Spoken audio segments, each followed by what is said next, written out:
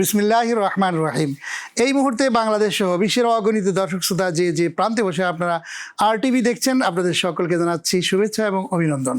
মহান স্রষ্টা আল্লাহ তাআলার দরবারে বিনীতভাবে শুকরিয়া আদায় করছি, আলহামদুলিল্লাহ। বিশ্বনবী জনাবে মুহাম্মদ রাসূলুল্লাহ সাল্লাল্লাহু আলাইহি ওয়াসাল্লামের প্রতি অকৃত্রিম ভালোবাসা এবং তার প্রতি দরুদ এবং সালাম প্রেরণ করে শুরু করছি আজকের পরিবেশনা। প্রিয় দর্শক, আপনারা দেখছেন BRB নিবেদিত রমজানের সওগাত। RTVর স্পেশাল এই আয়োজনে আজকেও আমরা হাজির হয়েছি প্রতিদিনের ন্যায়।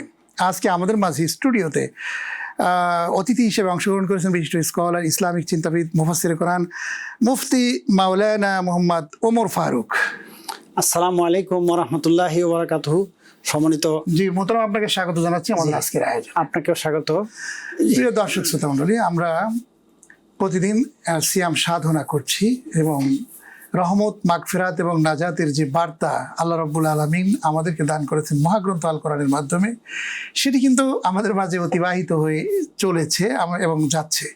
আমরা কতটুকুন এই রমজান থেকে আল্লাহর সাহায্য এবং মদত আমরা পেয়েছি এবং তার রহমত এবং মাগফিরাতের আমরা গ্রহণ করতে পেরেছি, সেটি কিন্তু আমাদের নিজেদের ভাববার বিষয়। আমরা আজকে আলোচনা করব মহাগ্রন্থ আল কোরআনের সূরা আল্লাহ রাব্বুল আলামিন বলেছেন, ইয়া আইয়ুহাল্লাযীনা আমানু কু আনফুসাকুম ওয়া আহলিকুম নারা। হে ঈমানদারগণ, তোমরা জাহান্নামের আগুন থেকে নিজে বাঁচো এবং তোমার আহাল পরিবার পরিজনদেরকে বাঁচাও। আমরা এই বিষয় নিয়ে বিস্তারিত কথা শুনবো অতিথির কাছ থেকে। আর টেলিভিশনের স্ক্রিনে একটি নাম্বার আছে, সেই নাম্বারে আপনারা টেলিফোন করবেন, মোবাইলেও ইনশাল্লাহ আপনারা আমাদেরকে পেয়ে যাবেন। জীবন ঘনিষ্ঠ যে কোনো প্রশ্ন আপনারা ইনশাল্লাহ অনুষ্ঠানের মাধ্যমে করতে পারবেন। আমি চলে যাচ্ছি। মোহতারাম, আল্লাহ রাব্বুল আলামিনের সাহায্য ছাড়া একটি মুহূর্ত কিন্তু কোনো মানুষ চলতে পারে না। কিন্তু সেই আল্লাহ রাব্বুল আলামিন আমাদের জন্য ঘোষণা দিয়েছেন যে তোমরা কিন্তু কঠিন একটি বিপর্যস্ত ভয়াবহ পরিস্থিতির দিকে আমরা আছি। কোরআনে কারিমের মধ্যে আরেকটি সূরায়, ছোট্ট একটি সূরায় আছে, যেটা আমরা সবাই জানি, ওয়াল আসর, সময়ের কসম করে বলছেন, ওয়াল আসর সার্টেনলি ইন্নাল ইনসানা লাফি খুসর, নিশ্চিত man is an state of loss, নিশ্চিত মানুষ একটা ভয়াবহ বিপদের মধ্যে আছে। এই ভয়াবহ বিপদ থেকে রক্ষা পাওয়ার জন্য কি কি কোয়ালিটি ছোট্ট চূড়ায় আল্লাহ রাব্বুল আলামিন বর্ণনা করে দিয়েছেন। আপনার মাধ্যমে জানতে চাইব, এই যে কঠিন একটি বিপর্যস্ত ভয়াবহ পরিস্থিতি আমাদের মাঝে আসছে বা আসতে পারে যে কোনো মুহূর্তেই, এর থেকে রক্ষা কারা পেতে পারে যদি আপনি আলোচনা করেন। আসসালামু আলাইকুম ওয়া রাহমাতুল্লাহ। মোহতারাম, আপনি যে সূরাটির কথা উল্লেখ করেছেন, মহাগ্রন্থ আল কোরআনের খুবই ছোট্ট একটি সূরা, সূরাতুল আসর, আল আসর। এই সূরার শেষ অংশেই আল্লাহ তাআলা ওই বিপদ থেকে বাঁচার জন্য মানুষকে কয়েকটা কোয়ালিটির কথা বলেছেন, যে ইল্লাল্লাযিনা আমানু, যারা ঈমান এনেছে এবং অদূর ভবিষ্যতে যারা ঈমান আনবে, ঈমানের উপর যারা ইস্তেকামাত আছে, ঈমানের উপর যারা অটল থাকবে, ঈমান, ওয়া আমিলুস সালিহাত, নেক কাজ করবে, ওয়া তাওয়াসাউ বিল হাক্কি এখানে চারটি গুণ, চারটি বৈশিষ্ট্য, চারটি কোয়ালিটির কথা বলা হয়েছে, যে পৃথিবীর সকল মানুষ মহা ক্ষতিগ্রস্তের মধ্যে নিমজ্জিত। এখানে আরেকটি বিষয় লক্ষণীয়, যে আল্লাহ তাআলার প্রতিটি কথাই কিন্তু আমরা নির্দ্বিধায় বিশ্বাস করি, কিন্তু তারপরেও মহান আল্লাহ তাআলা এখানে কসম খেয়েছেন। মানে কসম খাওয়ার পিছনে মূল কারণ হচ্ছে মানুষকে এখানে অ্যাটেনশন দেওয়ার জন্য, তার মনোযোগ আকর্ষণ করার জন্য, যে তোমরা মানুষ জেনে রাখো, তোমার রব কসম করে বলছে, সময়ের কসম, জামানার কসম, আসরের নামাজের কসম, কালের কসম, যে নিশ্চয়ই পৃথিবীর সকল মানুষ মহা ক্ষতিগ্রস্তের মধ্যে নিমজ্জিত। তবে হ্যাঁ, তারা ব্যতীত এই চারটি গুণ যারা অর্জন করতে পারবে, যারা আল্লাহ এবং আল্লাহ রাসূল পরকালের প্রতি বিশ্বাস করবে, জান্নাত জাহান্নাম বিশ্বাস করে আল্লাহ তাআলার উপর ঈমান আনবে, তারা বিপদ থেকে রক্ষা পেতে পারবে। আমরা শুনবো আপনার কাছ থেকে। একটু টেলিফোন নিচ্ছি, দর্শক লাইনে রয়েছেন। জি আসসালামু আলাইকুম রাহমাতুল্লাহ। জি, কে বলছেন, কোথা থেকে, নাম বলে প্রশ্ন করুন। হুজুর, আমি রবিউল বলছিলাম। জি, অনেক ধন্যবাদ। জি রবিউল, প্রশ্ন করুন। হুজুর, আমি বলছিলাম যে প্রথমে হজে যাবে না প্রথমে পরের হক ফেরত দিবে? হুজুর, যদি হজে যায় তাহলে পরের হক ফেরত দেওয়া হয় না, আর যদি পরের হক ফেরত দেয় হজে যাওয়া হয় না, তাহলে কোনটাকে করবে? পরের হজ বলতে কি বোঝাচ্ছেন আপনি? পরের হজ কি? পরের হজ, আচ্ছা, আমরা যেটা ও আচ্ছা আচ্ছা, বুঝতে পেরেছি। আচ্ছা আচ্ছা, জি অনেক ধন্যবাদ। আপনি অত্যন্ত গুরুত্বপূর্ণ প্রশ্ন করেছেন। আমাদের ভাই রবিউল যে প্রশ্নটি করেছেন সেটি হচ্ছে যে হজ করছি, কিন্তু হজের যে টাকা, যে অর্থ, সেই টাকা হয়তো কোনো দুর্নীতিগ্রস্ত অথবা কোনো করে পাওনাদার আছে। ইনকাম জি, করা জি। বা অন্যের টাকা মেরে দিয়ে হজ করা, সেই ধরনের টাকা দিয়ে হজ করলে সে হজ হবে কিনা, এটাই তার প্রশ্ন ছিল। এই বিষয়টি আল্লাহ রাসূলের যে হাদিস আমরা জানতে পারি যে শহীদদের সকল গুনাহ আল্লাহ মাফ করে দিবেন, শহীদ যারা হয় আল্লাহর পথে, কিন্তু আপনার অন্যের পাওনা ঋণ মাফ করবেন না, শহীদদেরকেও মাফ করা হবে। শহীদদেরকেও মাফ করা হবে না। তার মানে 1 টাকা ঋণ পরিশোধ করা, অর্থাৎ 1 লক্ষ টাকা আল্লাহর পথে ব্যয় করার চেয়ে 1 টাকা ঋণ পরিশোধ করা উত্তম। ঋণটা এরকম একটা কঠিন বিষয়, আর এটা অন্যের হক, বান্দার হক, আল্লাহর হক। আল্লাহ ইচ্ছা করলে যখন তখন মাফ করবেন। আল্লাহ কোরআনে বলেছেন, হ্যাঁ, যে কলিয়া ইবাদিয়াল্লাযিনা আসরাফু লা তাকনাতু মির রাহমাতিল্লাহ, তোমরা হে আমার বান্দারা, তোমরা যারা তোমাদের নিজেদের উপর জুলুম করেছো, তোমরা হতাশ হইও না, নিরাশ হইও না, বরং আমি আমার রহমত দ্বারা তোমাদেরকে ক্ষমা করে দিতে পারি। সূরাতুল জুমারে 53 নম্বর আয়াতে এই কথা আল্লাহ উল্লেখ করেছেন। কিন্তু এখানে আমাদের রবিউল ভাই প্রশ্ন করেছেন যে পরের হক আদায় করা আগে প্রয়োজন নাকি হজটা করা প্রয়োজন আগে।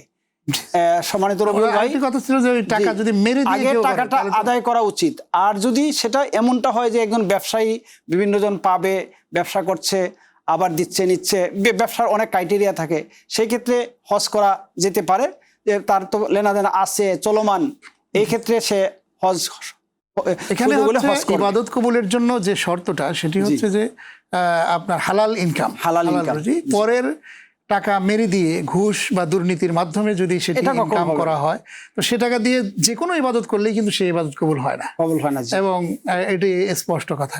তো আমরা এটা জানলাম। আমরা আলোচনায় ছিলাম যে ক্ষতিগ্রস্ত যে মানুষ জাহান্নামের আগুন থেকে বাঁচাবে একটা ভয়াবহ কঠিন আজাবের কথা কিন্তু আল্লাহ তাআলা বলছেন, এবং দুনিয়াতেই কিন্তু সে আজাব বিপর্যয় কিন্তু আমরা লক্ষ্য করতে পারি। এই যে করোনার মহামারীতে বিশাল ভয়াবহ বিপদ আমাদের মাঝে চলে গেল, বহু মানুষ দুনিয়া থেকে নিঃশেষ হয়ে গেল, এবং পুরা পৃথিবীটাকে মানে একবার ব্লক করে দিয়েছেন আল্লাহ তাআলা। জি। আর কোনো কারো কিছু করার ক্ষমতা ছিল না, গোটা বিশ্বের যারা ক্ষমতা ছিল পরাশক্তি না, জি। তাদেরও কোনো করার ছিল না।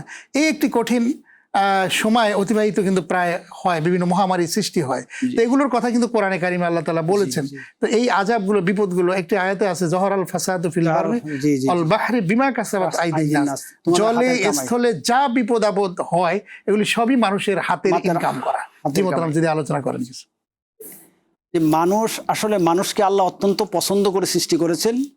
সূরাতুত ৩-এ আল্লাহ কয়েকটি কসম পেয়ে বললেন যে আমি মানুষকে অত্যন্ত সুন্দর করে সৃষ্টি এবং করেছি। সর্বোত্তম সৃষ্টি হিসেবে এখানে তিনি উল্লেখ করেছেন। জি, আমরা শুনবো ইনশাআল্লাহ। জাইতুন, জি মোহতারাম, শুনবো আপনার কাছ থেকে। একটা টেলিফোন নিচ্ছে, এখন দর্শক লাইনে রয়েছেন। জি, আসসালামু আলাইকুম।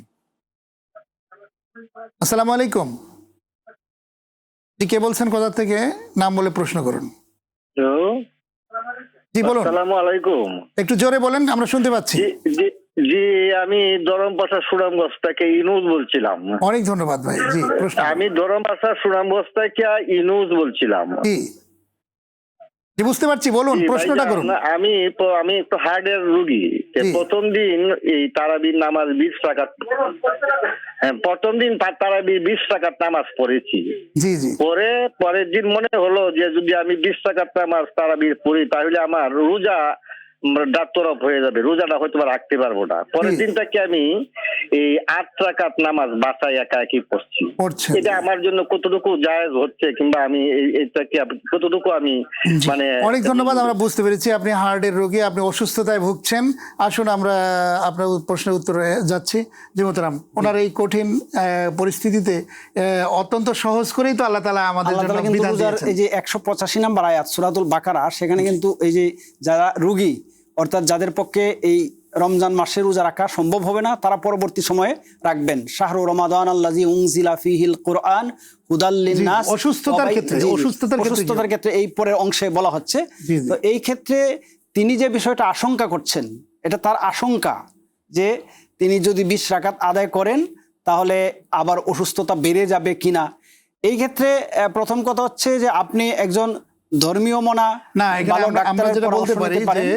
যে জি মোহতারাম, যে আর যেহেতু 8 রাকাত তারাবির আদায় করলে নামাজ, হবে। জি। যেহেতু রোজাটা হচ্ছে ফরজ, জি। রোজা রাখার ক্ষেত্রেই যেহেতু আল্লাহ তাআলা ছাড় দিয়েছেন জি জি যে ফরজ রোজা, হ্যাঁ। আর যেহেতু সিয়াম রাখার ক্ষেত্রে আর কন্টিনিউ করতে পারছেন না, তারাবির নামাজের ক্ষেত্রে, আরো তারাবির নামাজের সাধ্য ক্ষেত্রে আছে। যেহেতু এটা সুন্নত এবং নফল, জি। এটি ইচ্ছে করলে সে তো আদায় করছে, 8 রাকাত ইচ্ছে করলে সে পড়তে পারে, সেটা তার জন্য কোনো সমস্যা নয়। জি। জি, আমরা এর উত্তর আশা করি তবে উনি পেয়ে গেছেন। উনি কিন্তু বাসায় 8 রাকাত আদায় করছেন। যদি উনি এটা সম্ভাবনা পারে তাহলে জামাতের সাথে আদায় করলে এটা ভালো, আরেকটু যেহেতু বেশি- ওনার হার্টের প্রবলেম, জি, সুতরাং জি, এটা জি, নিয়ে আমরা আর জি।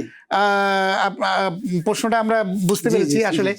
তারাবি নিয়ে এটা আমরা বিস্তর এই অনুষ্ঠানের মাধ্যমে আলোচনা করেছি, উত্তর আচ্ছা। দিয়েছি। আশা করি ইনশাআল্লাহ তারাবিকে আল্লাহ রাব্বুল আলামিন এটা সহজ 8 করে রাকাত, দিয়েছেন, 12 হ্যাঁ। রাকাত, 20 রাকাত, যে ইচ্ছা সেটা করতে পারবে। সহজ করে একজন সুস্থ মানুষই করতে পারবেন। জি। আর অসুস্থ হলে সে অল্প আদায় করলেও সেটি হয়ে যাবে হয়ে যাবে। ইনশাআল্লাহ। জি। জি, আমরা বুঝতে পেরেছি। আরেকজন লাইনে রয়েছেন। জি, আসসালামু আলাইকুম। জি, আসসালামু আলাইকুম। ওয়ালাইকুম আসসালাম ওয়া রাহমাতুল্লাহি ওয়া বারাকাতুহু। জি, নাম বলুন, প্রশ্ন করুন। কে বলছেন, কোথা থেকে? আমি মোহাম্মদ মেহেদী হাসান, আমি জয়পুরহাট থেকে প্রশ্ন করতেছি। অনেক ধন্যবাদ ভাই, প্রশ্ন করুন। জি, আমার আপনি টেলিভিশনের প্রশ্ন হচ্ছে ভলিউমটা যে একটু কমিয়ে কথা বলুন। রমজান মাসে, খাবার জি, ইচ্ছাকৃত খাবার যদি খাই, রমজান মাসে খেয়ে রোজা ভেঙে ফেলি, তাহলে আমার কয়টি কাফারা দিতে হবে এই রোজা সম্পর্কে আমি জানতে চাই। মানে কিভাবে খাবার খেয়ে, আমরা বুঝতে পারিনি, আবার বলুন। যে ইচ্ছাকৃত খাবার খেলে, মানে অনিচ্ছাকৃত ভাবে, অনিচ্ছাকৃত ভাবে। আচ্ছা, বুঝতে পেরেছি আমরা। জি, অনেক ধন্যবাদ। অনিচ্ছাকৃত ভাবে যদি কেউ কোনো কিছু খেয়ে ফেলে, তাহলে তার কাফারা বা কাজা আছে কিনা, এরকম। অনিচ্ছাকৃতভাবে খাবার খেলে এটার জন্য রোজা নষ্ট হবে না। অনিচ্ছাকৃত ভাবে, অনিচ্ছাকৃতভাবে যদি ভুলক্রমে কেউ এক গ্লাস পানি খেয়ে ফেলে অথবা কিছু খাবার খেয়ে ফেললো, পরে মনে হচ্ছে যে আমি তো রোজাদার, তখন ওখান থেকে যদি সে স্টপ করে দেয়, তাহলে তার এই রোজার কোনো ক্ষতি হবে না। কারণ এটা ভুলক্রমে আল্লাহ তাকে মানে খাওয়াইছেন, এটা হাদিসে খাওয়াইছেন, রয়েছে। হাদিসে আসে। আর যদি ইচ্ছা করে কেউ রোজা ভঙ্গন করে, তাহলে সেই ক্ষেত্রে কিন্তু তাকে আপনার এটার আবার কাফারা, তাকে মানে এক আদারে এটা কিন্তু 60টা অনেক রোজা দিতে হবে। 60টা রোজা রাখার কথা বলা আছে, এবং সে এই রোজার সমতুল্য হবে এই না। রোজার সমতুল্য হবে না। এই জন্য আমরা যারা রোজা রাখতে সক্ষম হচ্ছি, তারা কখনো যেন ইচ্ছা করে এমনটা না করি, সে ব্যাপারে সতর্ক আমাদের থাকতে হবে। জি। আর অনিচ্ছাকৃত বিষয়টা আল্লাহ মাফ করবেন। জি মোহতারাম, আল্লাহ তাআলার রহমত কিন্তু আমাদের জন্য অসংখ্য অবারিত। ইবাদতের ক্ষেত্রে আমরা যত ইবাদত করি না কেন, যত আমল করি না কেন, সব আমলের ক্ষেত্রে কিন্তু সহজ করে দিয়েছেন আল্লাহ তাআলা। জি। এবং আল্লাহ তাআলার রহমত অবারিত। আল্লাহর কাছে যদি আমরা কেউ চাই, বিশেষ করে রমজান মাসে কেউ যদি রোনাজারি করে চোখের পানি ছেড়ে দেয়, তাহলে আল্লাহ রাব্বুল আলামিন, আল্লাহ তাআলা ওই বান্দার গুনাহগুলোকে আল্লাহ মাফ করে দেন। বান্দা কিন্তু আমরা অনেক গুনাহগার, আমরা গুনাহ করতে করতে আমরা কিন্তু জীবনের শেষ দিকে আমরা চলে আসি। এই অবস্থায় যদি আল্লাহর দরবারে কেউ রোনাজারি করে, তাহলে তো আল্লাহ মাফ করে দিতে পারেন। জি। এই রহমতের মাস সম্পর্কে আপনি যদি আরেকটু কথা বলেন। রহমতের মাস অত্যন্ত গুরুত্বপূর্ণ রমজান মাস। আমরা জানি যে আল্লাহ রসুল অন্য একটি হাদিসে বলেছেন যে লা তামাসসুহুমান নার, আইনানে লা তামাসসুহুমান নার, 2 ধরনের চক্ষুকে আল্লাহ জাহান্নামের আগুনে পুরাবে না। সেই চোখের ব্যাপারে বলা হচ্ছে যে চোখ বাকাত মিন খাসিয়াতিল্লাহ, আল্লাহর ভয়ে যে চোখ কান্না করে, হ্যাঁ, আর যে চোখ আল্লাহর সীমানা পাহারা দেয়। এই জাতীয় 2 ধরনের 2 আইটেমের চোখকে আল্লাহ জাহান্নামের আগুনে পোড়াবে না। আর সেটা তো রহমতের মাস। এই রহমতের মাস সম্পর্কে আল্লাহর কোরআন এবং আল্লাহ রসুল আমাদেরকে অনেক কিছুই বলেছেন। যে যখন আন আবি হুরায়রা রাদিয়াল্লাহু তাআলা আনহু قال قال রাসূলুল্লাহ সাল্লাল্লাহু আলাইহি ওয়াসাল্লাম মান সামা রমাজানা ঈমানা ওয়া ইহতিসাবান গুফিরা লাহু মা তাকাদ্দামা মিন যামবিহি, যে ব্যক্তি এই রমজান মাসের সিয়াম হিসাব নিকাশের সাথে সওয়াবের আশায় রাখবে, খুব সতর্কতার সাথে, আল্লাহ তাআলা তার অতীত জীবনের সকল ভুল ত্রুটি মাফ করে দিবেন। তাহলে যেমনটা যদি আমরা ধরি যে একজন মানুষকে বাংলাদেশ সহ সারা বিশ্বেই জেল জরিমানা হয়, কারো যাবজ্জীবন জরিমানা হয়, তো এমন একটা বিধান সরকার ওই দেশের দিল যে তুমি যদি এই কাজটা 1 মাস করতে পারো, তাহলে তোমার যাবজ্জীবনের জেল জরিমানা মাফ করে দেওয়া হবে। তাহলে আল্লাহ তাআলা রহমতের মাস হিসাবে এটা এমন রহমত দিয়েছেন যে আমরা অন্য মাসে যদি 2 রাকাত ফজরের নামাজ আদায় করি ফরজ, ওইটা 2 রাকাতের সওয়াব পাবো। আর এই মাসে এটাকে ফজর পড়লে 140 রাকাত নামাজের সওয়াব পাবো। সুবহানাল্লাহ। আল্লাহ তাআলা রহমতের চাদর দিয়ে এই রমজান মাসকে আচ্ছাদিত করে রেখেছেন। আল্লাহ তাআলা আমাদের জন্য অবারিত রহমত। তো যাই হোক, আমরা এই বিষয় নিয়ে আলোচনা করবো। একটা টেলিফোন অপেক্ষা করছে, দর্শক লাইনে রয়েছেন। জি, আসসালামু আলাইকুম। ওয়ালাইকুম আসসালাম। জি, কে বলছেন, কোথা থেকে, নাম বলুন, প্রশ্ন করুন। আমি হাফিজুর রহমান খুলনা থেকে বলতেছি। অনেক ধন্যবাদ, জি বলুন। আমাদের দেশে এই যে মসজিদে 5 ওয়াক্ত ফরজ নামাজের পরে ইমাম সাহেবরা মোনাজাত করে নিয়মিত, কি এটা কি বেদাত হবে না সঠিক আছে? আর একটা প্রশ্ন আছে, রমজান মাসে এই রোজাকালীন মাজন জাতীয় কিছু ব্যবহার করা যাবে কিনা? জি, রোজাকালীন দাঁতের মাজন ব্যবহার করা যাবে কিনা? জি, অনেক ধন্যবাদ। জি, অনেক ধন্যবাদ, আমরা বুঝতে পেরেছি। মোহতারাম, আসলে কিছু কিছু প্রশ্ন আছে যেগুলো নিয়ে আসলে মহাক্কিক আলেমদের মধ্যে বিভিন্ন রকমের মতদ্বৈততা রয়েছে থাকে। সেই বিষয়গুলো নিয়ে আমরা কিন্তু মানে ব্যাপক কোনো কনভারসেশন এই অনুষ্ঠানের মধ্যে করতে চাই না। একটি বিষয় যারা চাই যে আল্লাহ তাআলার কাছে দোয়া করা, মোনাজাত করা, এটি কিন্তু হাত তুলেই মোনাজাত করতে হয়। সেই মোনাজাতটি কখনো আমরা নিজে ইচ্ছে করে আল্লাহর দরবারে কিন্তু বলতে পারি। আল্লাহ কিন্তু রহমত আমাদের জন্য রমজান মাসে রেখেছেন। সুতরাং ফরজ নামাজের পরে আমাদের যে দর্শক বন্ধু ফোনটি করেছেন যে ফরজ নামাজের পরে ইমাম সাহেব যে মোনাজাত করেন সেই মোনাজাতটা করা বিদআত হবে কিনা নাকি সুন্নাহ হবে, এই জিনিস নিয়ে কিন্তু বিস্তর কথা থাকে। আজকে রাসূল করিম সাল্লাল্লাহু আলাইহি ওয়াসাল্লাম সুন্নাহ থেকে কিন্তু এটি কিন্তু স্পষ্টভাবে পাওয়া যায় না যে রাসূল সাল্লাল্লাহু আলাইহি ওয়াসাল্লাম ফরজ নামাজের পরে প্রতিদিন প্রত্যেক ওয়াক্তে কিন্তু এই কাজটি করেছেন, এটি পাওয়া যায় না। তবে কেউ যদি মাঝে মাঝে আল্লাহর দরবারে রোনাজারি করেন, চোখের পানি ছেড়ে দেন, এটি কিন্তু করা যেতেই পারে। সেই জিনিসগুলো আমরা এটা বিতর্কে যেতে চাই না। জি জি জি, মানে 2 নম্বরে আরেকটি প্রশ্ন করেছেন যে দাঁতের মাজন ব্যবহার করা যায় কিনা। বিষয় ছিল যে কাজটা কোনটা করবে। ফরজ নামাজের সালাম ফিরানোর পরে প্রথমে এই কাজটা আল্লাহ রাসূল বেশি করেছেন যে আল্লাহু আকবার, আস্তাগফিরুল্লাহ আস্তাগফিরুল্লাহ 3 বার, এবং আয়াতুল কুরসি এক পাঠ করবে। কারণ আয়াতুল কুরসির ব্যাপারে বলা হচ্ছে মান কারা আল আয়াতুল কুরসি মিন কুল্লি দুবুরিস সালাহ, যে ব্যক্তি প্রত্যেক ফরজ নামাজের পরে আয়াতুল কুরসি পাঠ করবে জান্নাতে যাওয়ার জন্য মৃত্যু ব্যতীত আর কোনো বাধা তার নাই। এই জন্য আমাদের করণীয় হবে সালাম ফিরানোর পরেই দোয়া না করে অন্তত আয়াতুল কুরসি আল্লাহু আকবার এটা পরে আপনি দোয়া করেন ইমাম সাহেবের সাথে, আরো কিছু মাসনুন দোয়া আছে, মাসনুন 33 বার সুবহানাল্লাহ, 33 বার আলহামদুলিল্লাহ, এটাও সহিহ হাদিস দ্বারা বর্ণিত। আশহাদু আল্লা ইলাহা ইল্লাল্লাহু ওয়াহদাহু লা শারীকা লাহু লাহুল মুলকু ওয়া লাহুল হামদু ওয়া হুয়া আলা যে ব্যক্তি এটা বলবে, আল্লাহ রাসূল বলছেন গুফিরাত খাতায়াহু ওয়া মিন কানাত মিন জাবাদিল বাহার, যে ব্যক্তি 33 বার সুবহানাল্লাহ, 33 বার আলহামদুলিল্লাহ, 33 বার আল্লাহু আকবার এবং শেষ কলেমা পড়বে লা ইলাহা ইল্লাল্লাহু ওয়াহদাহু লা শারীকা লাহু লাহুল মুলকু ওয়া লাহুল হামদু ওয়া হুয়া আলা কুল্লি শাইইন কাদির, এই ব্যক্তির জীবনের সকল গুনাহ আল্লাহ মাফ করে দিবেন, যদিও সাগরের ফেনার সমান্তর নয়। তাহলে এই আমলগুলো আমাদের করা উচিত। আমরা কিন্তু নামাজ শেষ করেই সঙ্গে সঙ্গে আল্লাহুম্মা আমিন, এবং আল্লাহুম্মা আমিনটাও যথাযথ না, আমিন বিরহমাতিকা ইয়া আরহামার রাহিম, কি বললাম কি না করলাম ঠিক এরকমটা যেন না হয়। জি জি জি, তো এই দোয়া করা উচিত। আরেকটি জিজ্ঞেস করেছেন যে রোজা রেখে এই যে দাঁতের মাজন ব্যবহার করা যাবে কিনা। সেই মাজন ক্ষেত্রে মোহতারাম, আমাদের দেশে যে মাজনগুলো এখন মাজন হিসাবে ব্যবহৃত, যে গোল তামাকের পাতার দ্বারা এক শ্রেণী একটু করছে মেডিসিন জাতীয়, এই জাতীয় জিনিস রোজা ছাড়াও করা যাবে না, রোজার মধ্যে তো করাই যাবে না। বরং মেসওয়াক এবং জাইতুন এইগুলো রোজা রেখে আপনি আল্লাহ রাসূল যেগুলো মেসওয়াক হিসাবে ব্যবহার করেছেন সেটা করা সুন্নাহ এবং অতিরিক্ত সওয়াব, এবং এতে আল্লাহর সন্তুষ্টি রয়েছে। আল্লাহ রাসূল যখনই ঘরে প্রবেশ করতেন, টুথপেস্ট কতগুলো থাকে সেইগুলো ব্যবহার, যেগুলো মিষ্টি জাতীয় অনেক সময় টুথপেস্ট এগুলি যেতে পারে, সেগুলো ব্যবহার না করাই ভালো, না করা ভালো, মাকরু হয়ে যেতে পারে এতটুকুন। আর ব্যবহার করলে যে রোজা ভঙ্গ হয়ে যাবে তা নয়, এমনটা নয়, যে আমরা বুঝতে পেরেছি।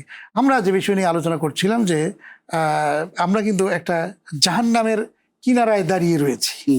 শয়তান সবসময় আল্লাহর কাছ থেকে এটা ওয়াদাই নিয়ে আসছে যে আমি ডান দিক থেকে, বাম দিক থেকে, পিছন দিক থেকে আমি আক্রমণ করব।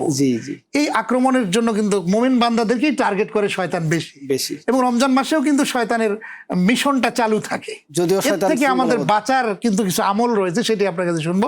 একটি টেলিফোন নিয়ে দর্শক লাইন রয়েছে। জি, আসসালামু আলাইকুম। আসসালামু আলাইকুম।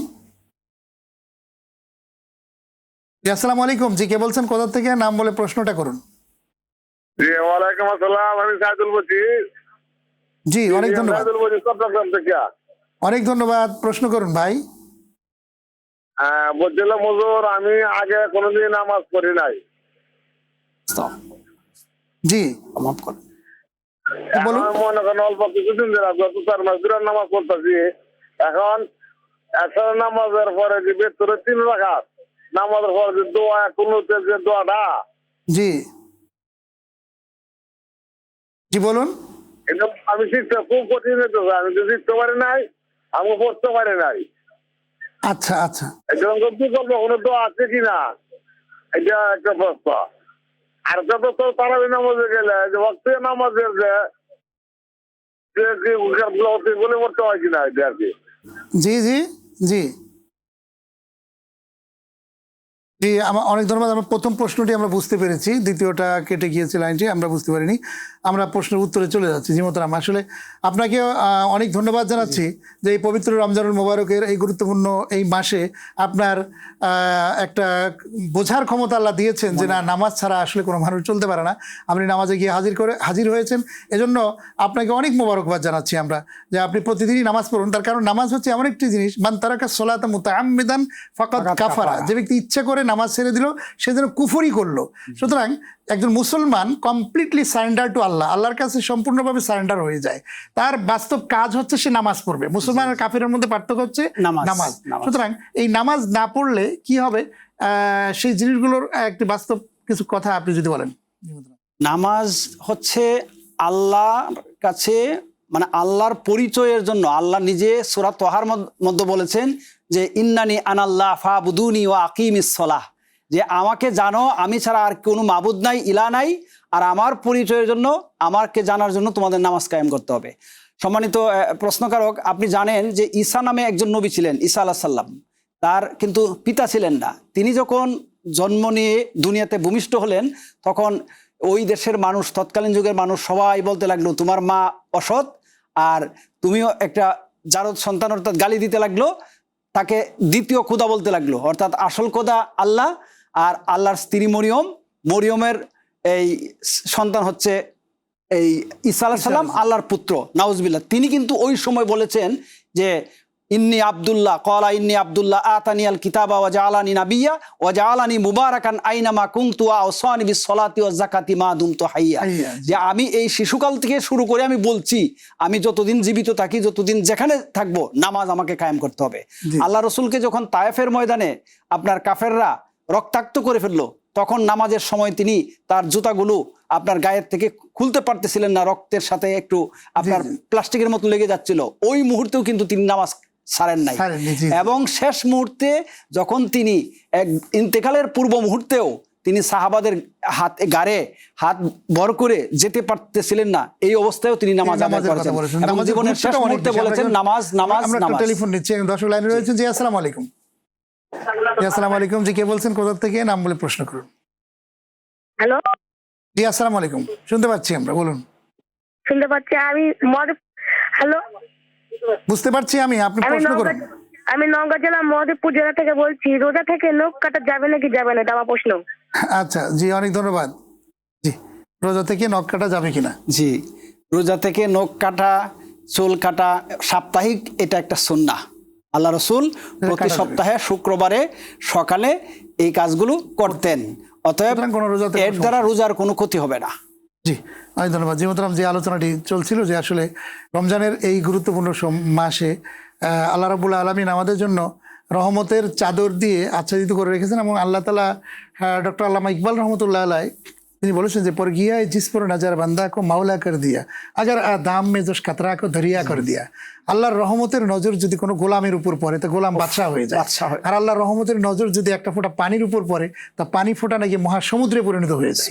তো সুতরাং আল্লাহ তো যে কোনো মুহূর্তে রহমত দিতে পারে না। সেই রহমত যদি রমজান মাসে আমাদের দিকে আল্লাহ রাব্বুল আলামিন করুণার দৃষ্টিতে তাকান, তাহলে তো বান্দা যে কোনো মুহূর্তে আল্লাহর বান্দা থেকে বন্ধুতে পরিণত হয়ে যাবে।